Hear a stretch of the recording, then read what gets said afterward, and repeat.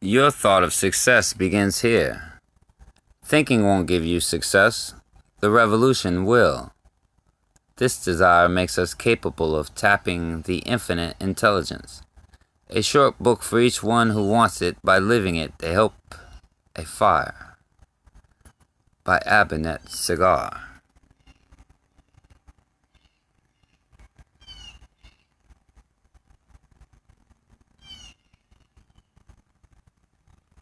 Chapter 1. A Burning Desire. We are constantly in a process of transforming ourselves, transforming from what we were to a better version of ourselves. But how do we find the prolonged motivation to fuel our drive and achieve our long-term goals? It certainly is not easy to be persistent with hard work. It certainly is not easy to always keep an eye open for opportunities that come our way. How can some people do that so well? How can they stay consistent enough while others give up? The answer to this lies in the mental attitude of these people. It is the sole differentiating factor that led Edison to fail 10,000 times, yet still try again and change the course of history. The things that all the successful people chasing a dream have in common is a burning desire. A desire so vehemently ingrained in their psyches that the physical struggle that accompanies along in their path becomes insignificant. How painful would it be to devise mathematical formulae to translate the laws of space and time in numerical? Well, for us, maybe, but was not for Einstein. We get countless examples throughout the course of history, constantly demonstrating us how powerful a burning desire to accomplish something can be. As is rightly said by Napoleon Hill, whatever a mind can conceive and believe, it can achieve. The same has been demonstrated to be true in the practice countless number of times. This desire makes us capable of tapping the infinite intelligence that gives us strength and capacity to find ways to accomplish our goals. In more scientific terms, when we constantly think about achieving specific goals, we channelize all our mental power, thought processes, imagination, and visualization to focus on that goal. So problematically, we are more inclined to think about solutions that can help us achieve our burning desires. The blessings of the infinite source of energy allows us to tax ourselves physically in making it real. Without a burning desire to achieve something great, you will simply not be able to do the things it takes to become great. It is the absolute driving factor in the journey, which to others may seem relentless. Simple anatomy of success. It is an immutable law that success is 80% psychology and only 20% mechanics. This is probably why it is said the champion is in the mind and not the body. If you understand the deep meaning behind the simple sentences above, this can be life-changing for you. It focuses on the fact that how much of what we think is responsible for success in life as much as compared to what we do. Just think about it. We get a gazillion thoughts each day, but it's the mind that nails down the one that will truly benefit us. There are thousands of analysis and calculations it goes through before taking any major decision. And then the mechanics part is simply actuate that in life. Imagine yourself as a big, beautiful chariot driven by many horses.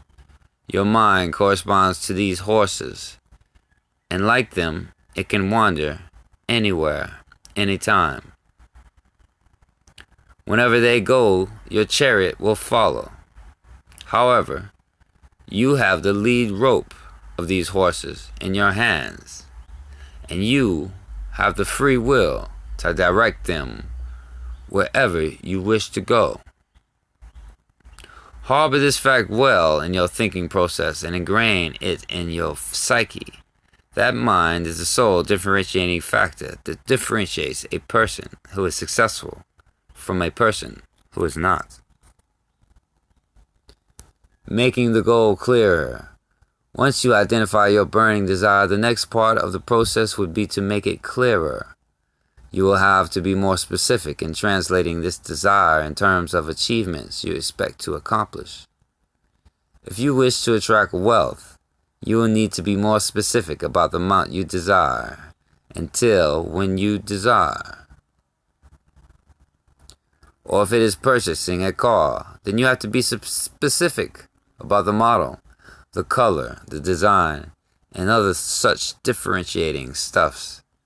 This will create definiteness in your desire and will allow your mind to retain the complete and precise information, and subsequently, as a result, think about ways for acquiring it. Next, it is very important that you visualize yourself achieving them. Imagine how happy you would feel once you achieve the goal. What sense of satisfaction you will get after you finally earn what you've always desired. How it will boost your self-confidence and make you feel more positive than ever about yourself. You have to try and attach all the feelings and sentiments with your desires, because they will have one of the primary driving factors. Writing down a plan of action. Once you have your list of desires ready, you have to then write it down on a piece of paper, because it triggers more neural pathways when you note down your desires. You can stick this paper in your work desk, softboard, or keep it in any accessible place like a living room table where you can read it at least twice or thrice a day. As you read your desires again, don't forget to often visualize yourself achieving it.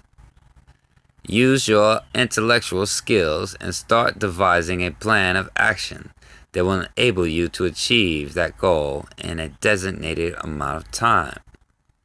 Here you can research your best and come up with different options. You have to make it possible. Choose the best option you find, and once you've realized it, start executing it right away. The best time to start with any good idea has always been now. Now, this is absolutely a must in this process. Make sure you have a deadline to achieve your goals. And yes, it should be specific too. This will create a sense of urgency and essentially keep you focused straight as an arrow while executing your plan of action. So far, there is nothing that can be an equivalent substitute for a burning desire. So it is wise for us to cultivate, construct, integrate this within us, or follow our passions with true heart.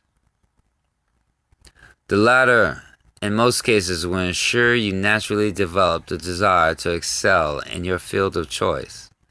However, if you are the one who finds himself in the first category and find it hard to cultivate it within yourself, then the next chapter will guide you in knowing how you easily can. Chapter 2. Significance of a genuine reasoning. It is not new that one morning we wake up with the dreams of changing the world, only to retire to bed the same night having done nothing. Why don't we act on these thoughts that give us tremendous courage and inspiration to do something? Is it because they are just impulsive and we don't necessarily want to do what it takes us to achieve them? Perhaps it can be true for some, but for the vast majority, and yes, we also have been part of it at some point in our lives, it is that we don't have many reasons to do what it takes us to achieve it. I will state this golden fact once again. A lot of people don't achieve what they desire because they do not have a strong enough reason to work for it. This is something we don't actually realize, but is extremely crucial in propelling us towards our goal. Our entire life goals depend on it, waiting to be accomplished.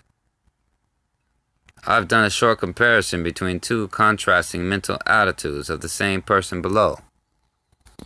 It will give you a true distinction between a constructive and a dormant attitude, both resulting from varying degree of reasoning to the goals. You'll be surprised to know most people think and behave the same way. This is not to say that not having a desire is a wrong thing, but to bring into picture that most of us starve our desires from reasoning after getting intimidated by impossible-looking goals. The average Jack parable. Jack Evans is a young man hailing from Kentucky and in his mid-30s working as a bank clerk. He has had a good friend named Jonathan who is around the same age, albeit dirt rich. Young Jack got impressed by Jonathan's new Lamborghini and created an immediate desire to possess it. But he didn't actually have strong reasons to earn money and purchase it himself. He felt it was too expensive and always will be above his financial capacity. In other words, he psychologically convinced his mind to settle for less.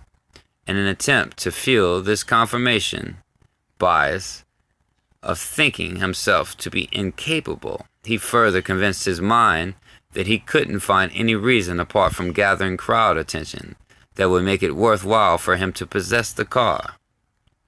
So we will never see Jack riding his own Lamborghini. And guess what? That is exactly what happened. Now, let's change things a bit. Jack is an average, salaried car fanatic, and he dreams to own that particular car model, which he thinks will make him feel he achieved his dream car, or basically will make him feel positive about himself. He constantly reinforces the thoughts of how important purchasing that car is for him and how happy he would feel after possessing it. Now, proud of his parents would feel when he takes them for a long tour on his dream car.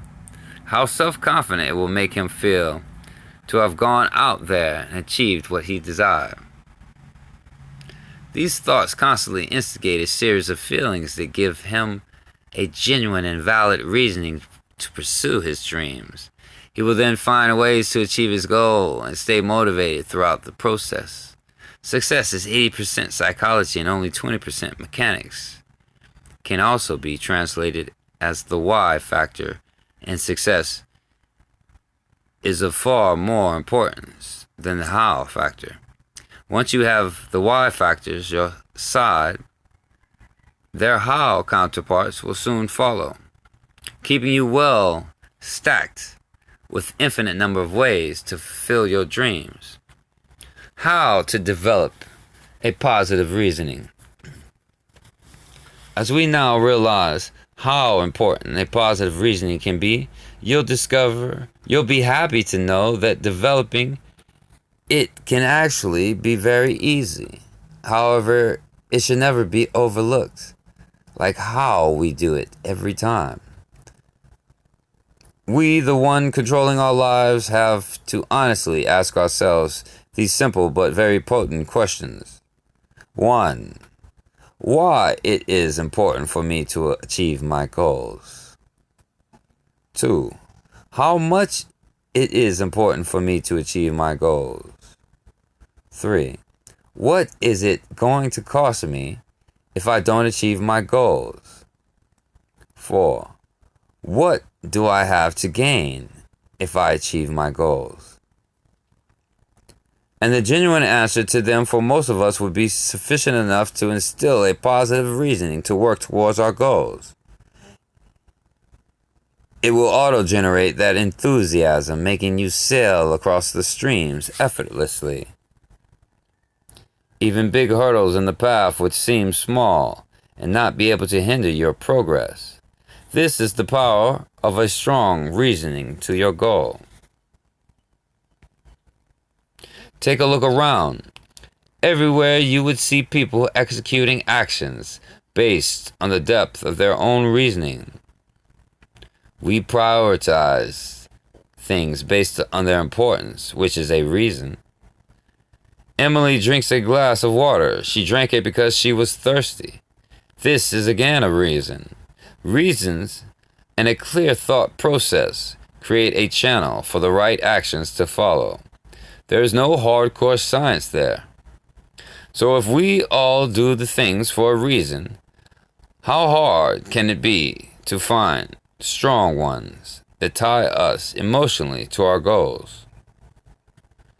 And how hard is it for us to keep ourselves constantly reminded about it? Well, it is not hard at all. We barely have to take a few conscious efforts and make them a part of our lifestyle. You can write down all the reasons why you badly want to achieve a goal on a piece of paper and use it as a reference from time to time. You can combine it with your desire list and make it a morning routine to go through them each day. You can also constantly remind yourself voluntarily about how much the goal to achieve your desires mean to you and how much you have to lose if you don't achieve it. Once again, try the best you can to associate yourself with these desires emotionally, attaching feelings and sentiments to them with utmost conviction. This, if done wholeheartedly, will develop a strong enough reasoning to support your dreams, and nothing can rob them from you. Chapter 3. The Magic in Action. A very famous quote, "Vision without action is a daydream," emphasizes how important implementing our plan of action can be. Once you have created a strong desire and reasoning, and also have a plan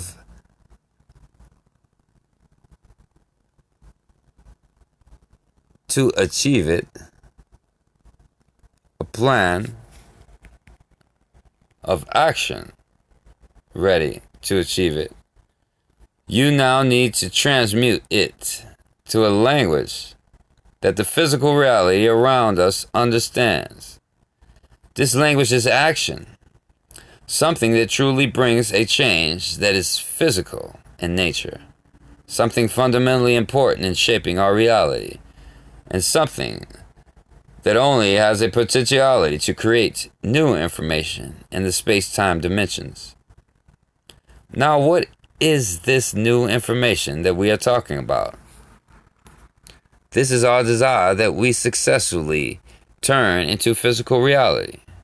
You, like an architect, have prepared the blueprint of everything in your mind. Now this needs to be constructed to reality through your actions. You might have a wonderful idea to rock the world with your next big thing or knowledge about getting things done the right way, but without action, it is an unutilized potential and will break even with the ones not blessed with them. It cannot be stressed enough that success is nothing but knowledge and ideas in action. Don't do a disservice to yourself by not acting upon your ideas. A lot of people want to achieve success but don't want to do what it takes to get you there. If you have the recipe and don't want to cook food, you just knowing the recipe will take you nowhere. Or if it is said, knowledge is power indeed, but for success, knowledge alone is not enough. Success is knowledge in action. Below is a short tale that will lay emphasis on the point I'm making. The Harry and Henry tale. Harry and Henry were two childhood friends who grew up together in Madison, Wisconsin. Harry was a very intelligent and informed man, happy with his job and pay. He also had a good education under his belt. He knew the secrets of getting rich fast. He had read all the books from the leading financial gurus and knew how and where to invest money the right way to build his fortunes. He used to share these tips and tricks regularly with his close friend Henry, whenever they met for a walk at the park. But Harry himself, to his own choices or lack of desires, did not find it important enough to effectuate his own suggestions in his own life. But his friend Henry, who was a good listener, never took the words that came out of his friend's mouth lightly. He treated them as words of wisdom and was determined to execute them in his life. 2 decades later, when both the friends were in their mid-40s, Henry owed a big textile corporation, whereas Harry was still busy climbing the corporate ladder. He had not invested his money wisely, been very casual about everything, and pretty much had not applied any of his wise advices that he had shared with his friend in his own life. As a result, he was financially broke, stressed out with his job in the mid-40s, and where his physical health will often decided to non-cooperate with his goals. He finally gathered courage to go to his friend's company for an interview as an employee. Since he was an intelligent and well-qualified man, he instantly got selected. After the offer letter rolled out, he started working for it and hoped his friend does not recognize him. To his surprise, one day at his desk, he had his friend Henry, the owner of the company, waiting for him with a gift in his hand. After seeing each other, they couldn't help but embrace like long-lost brothers. Henry called him in his office, and they shared some warm moments. They recalled all the memories and developed that emotional connect once again. Harry was amazed to see how much his friend had changed all these days. The way he talked, the thoughts he had nurtured, the positivity he carried, everything seemed to be so different. Harry really had no idea what impact his words had created on Henry's mind when they used to spend time together. But Henry had not forgotten any of it. He gave the entire credit to his success to his friend and the things he got to learn from him. He felt if he is a successful person today because of his friend, then his friend has a right to his success too. He soon made him his business partner, and they both, applying the same constructive approach preached originally by Harry, expanded their business further, turning it into a multinational conglomerate. As the great thinker Tony Robbins quotes, "The path to success is to take massive, determined actions."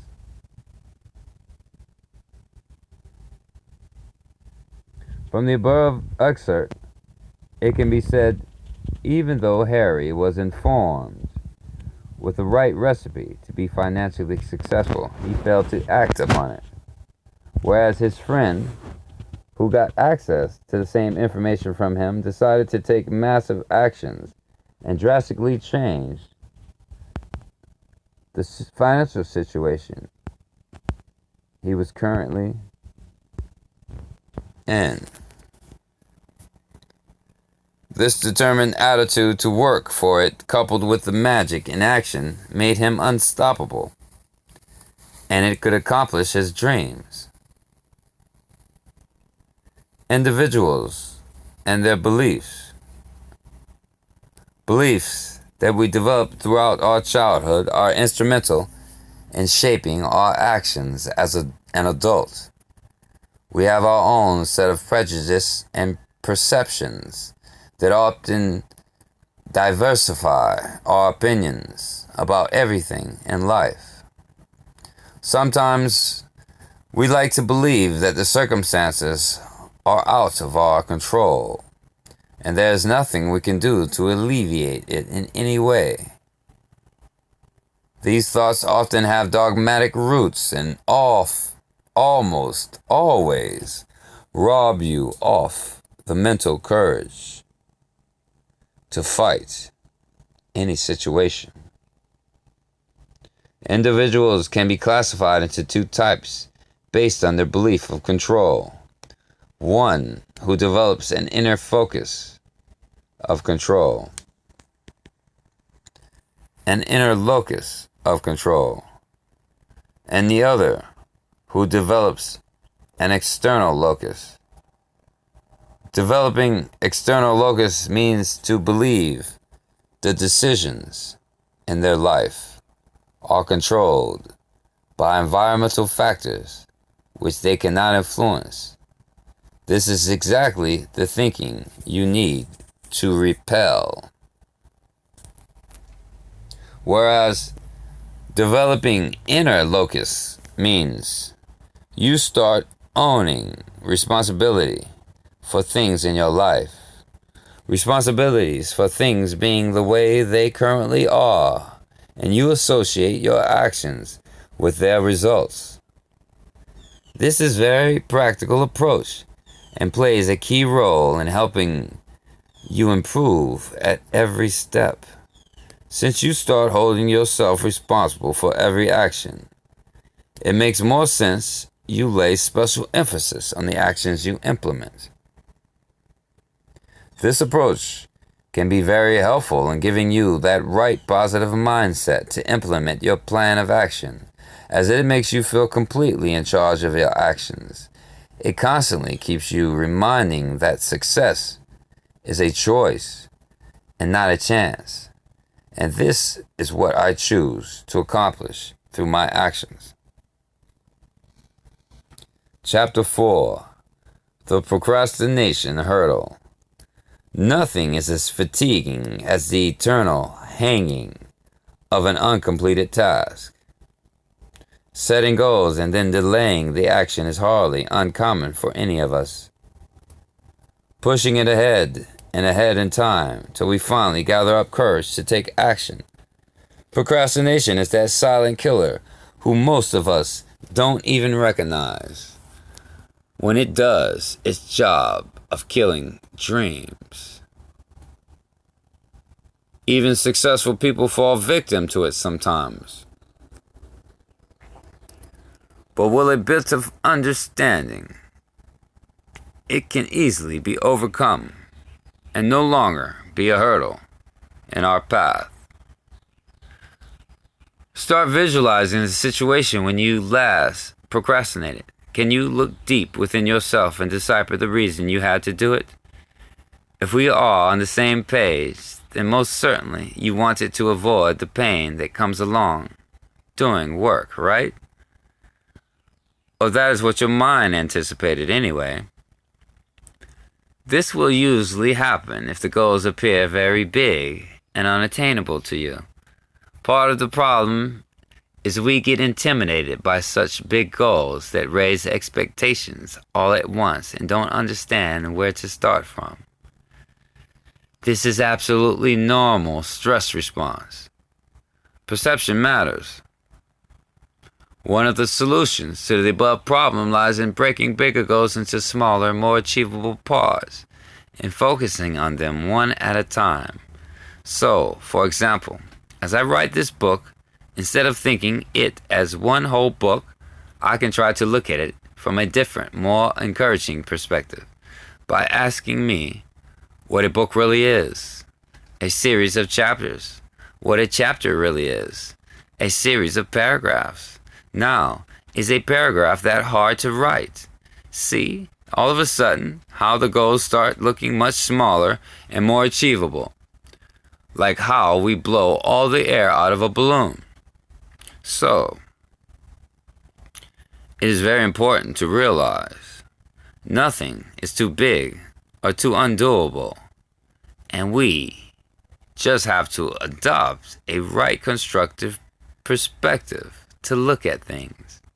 And all of a sudden, you get all the powers it takes to achieve that big goal by achieving it in smaller parts.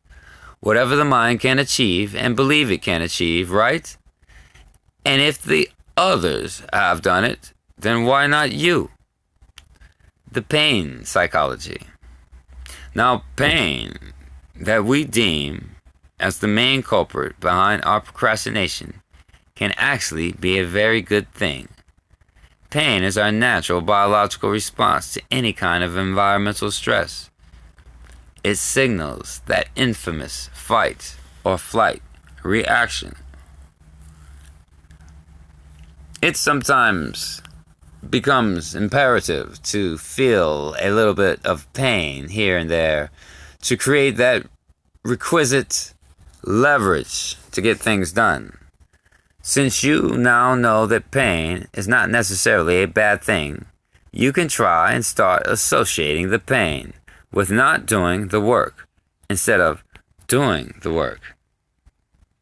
You can ask yourself the same 4 questions that you learned earlier that is crucial in developing a positive reasoning, and constantly remind yourself how important it is for you to do the job and what it is going to cost you if you don't. This will give you the required impetus to start. And once you start with them, then guess what? There's a high chance you will finish it. A well beginning is half done. Aristotle. A journey of 1,000 miles starts with a single step. Lao Tzu. This, at the same time, gives your psyche the positive momentum to look at these smaller, more achievable goals and challenges and accomplish them at each step. Every achievement will give you that serotonin and dopamine rush and will further motivate you to stay consistent on the path. Once you start associating not doing work with pain, then you can also start associating doing work with pleasure. And believe me, this plays a huge contribution in allowing you to put forth your best efforts.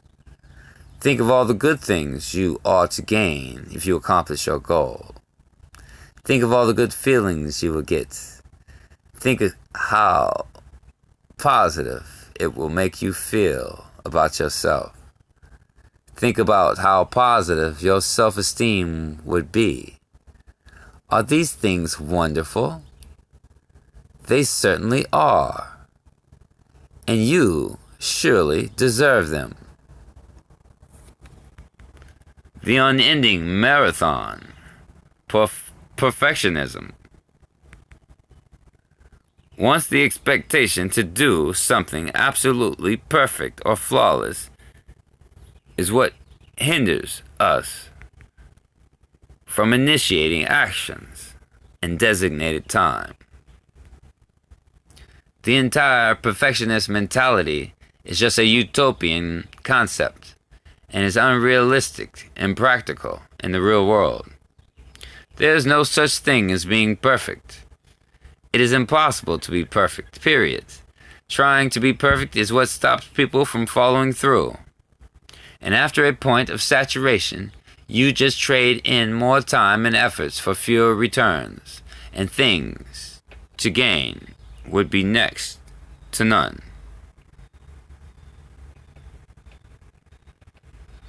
In an attempt to chase this far-fetched target, people beat themselves up and end up procrastinating instead of delivering.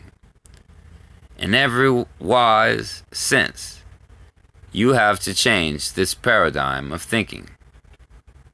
Thanks to Dan Kennedy, we now know the entire value of anything lies in the first 80%, and the remaining 20% are just random factors.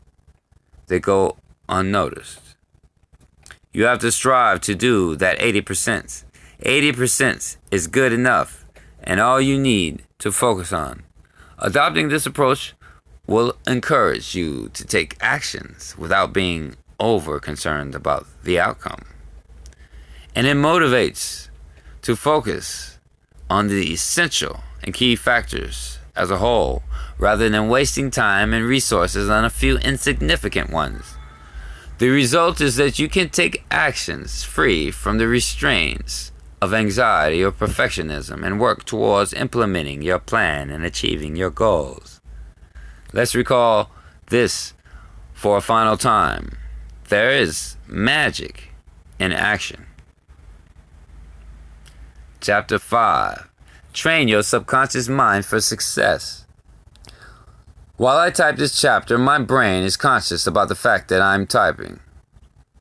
But there are other activities too that are in process at the same time in the background, like beating of my heart, blinking of my eyes, or something very insignificant like the sound of a moving vehicle. Are we conscious about these things every minute? Almost never. You never have to be conscious when it comes to functioning of the bodily processes like pumping blood into arteries or digestion of food or breathing. These processes are governed by your infinite intelligence, better known as your subconscious mind. This mind is so powerful that it can have a direct contribution to your success if used properly. But it's said to know how many people fail to figure out how to channelize this infinite potential to gain success, happiness, and harmony. Many simply don't know how it works. And that's why instead of using the subconscious mind constructively, they end up using it destructively. In every case, it becomes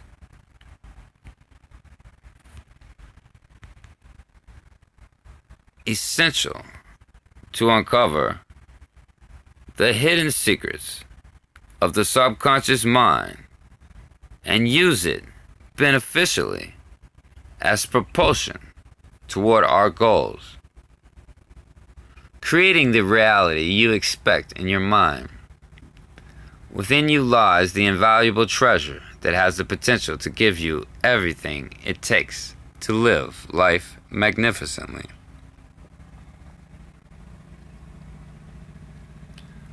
But many are unaware of this truth and are busy seeking it elsewhere.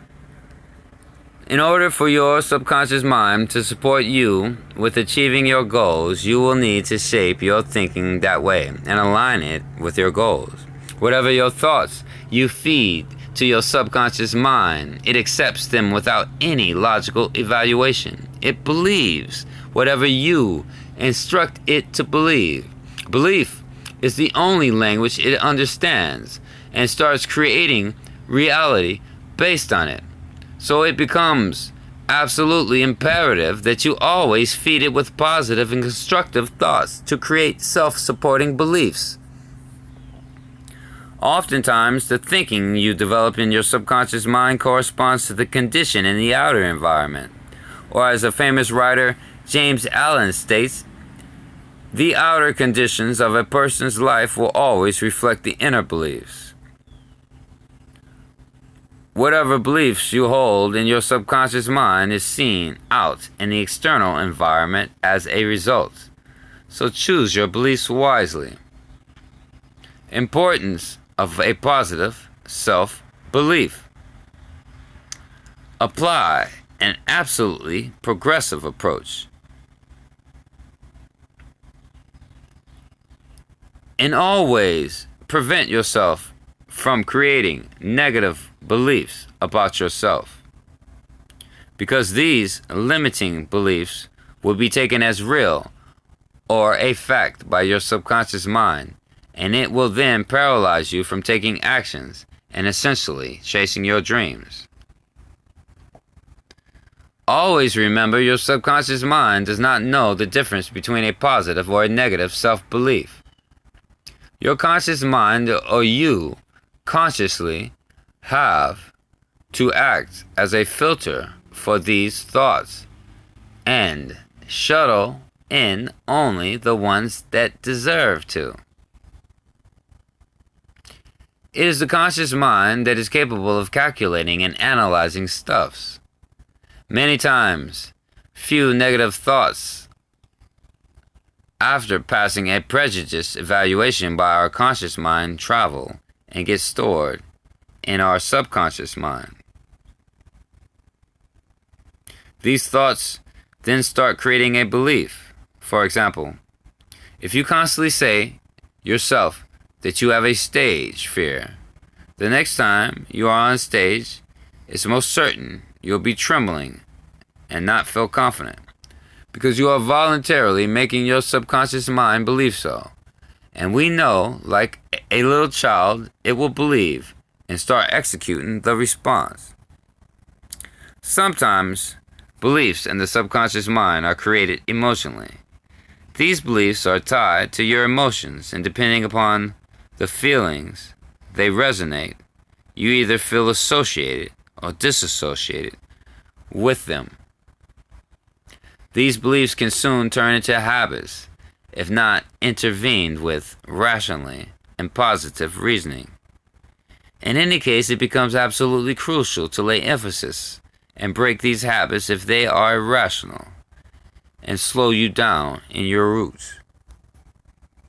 Your subconscious mind is essentially a garden where you, a gardener, sow the seeds of thoughts. Based on your habitual thinking, the thoughts you sow in the garden of your subconscious mind, so shall you reap in your body and environment. So, if you want success, happiness, and prosperity, start sowing the seeds of peace, harmony, and prosperity, positivity in your mind. And it should be a genuine and honest acceptance with full devotion. It is the world within that you should be interested in, and not the world outside. Transforming the world within you positively will transform the world outside of you, turning the subconscious in line with your goals. Now, if you truly wish to harbor this omnipotent and infinite intelligence and make it work conjointly with other factors contributing to success, you should instill your goals positively in your mind with full faith and acceptance. Remember, if you have it in your mind, you hold it in your hand. Believe firmly in yourself and your capability in achieving it. Quite often, there would be negative thoughts that surface up, but you have to be strong in your positive mental beliefs. Constantly reinforce positivity in you. Slowly turn this into a habit that encourages you at every and each step to look at your goals with full enthusiasm. The subconscious mind will then give you the incredible, the invincible power and unshakable motivation to pursue your dreams. It will give you that keen eye that has the ability to spot opportunities where others fail. It will give you the ability to think out of the box and find solutions to your problems. It will give you the power to compound all your intellect and wisdom and converge it towards achieving all your dreams.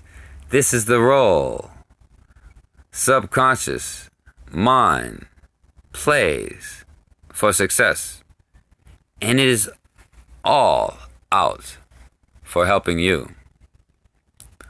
Always remember to imagine a positive outcome of your problems. Feel the enthusiasm from within and believe what is about to happen.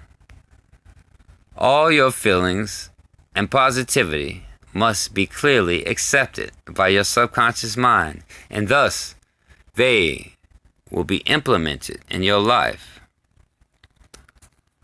Conclusion. All the principles stated in this book needs to be followed by a positive and self-sustaining attitude. Success is a no-brainer. You have the right ingredients and you know the recipe.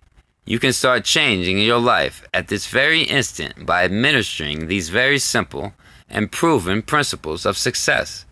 You have two options after you finish reading this book. 1. You can realize the absolute potential in you and channelize it effectively in achieving all your dreams. You can live a life that is absolutely meaningful to you in your own definition. You can transform yourself inside out, becoming the best version of you and achieve success in whatever you desire. Or 2, you can do nothing about it.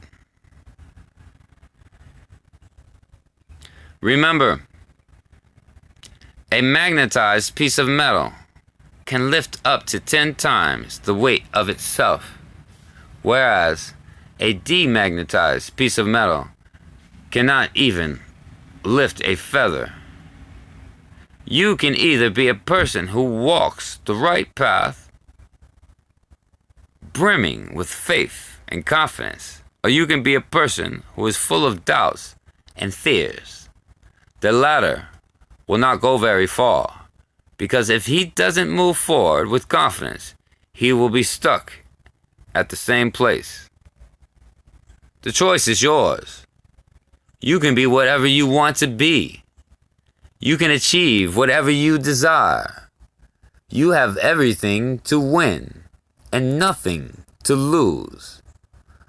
I suggest the reader to read this book as frequently as possible, to be in constant touch with positivity and motivation. The book has been purposely shortened for this very reason. Apply these wonderful principles in your life with full optimism.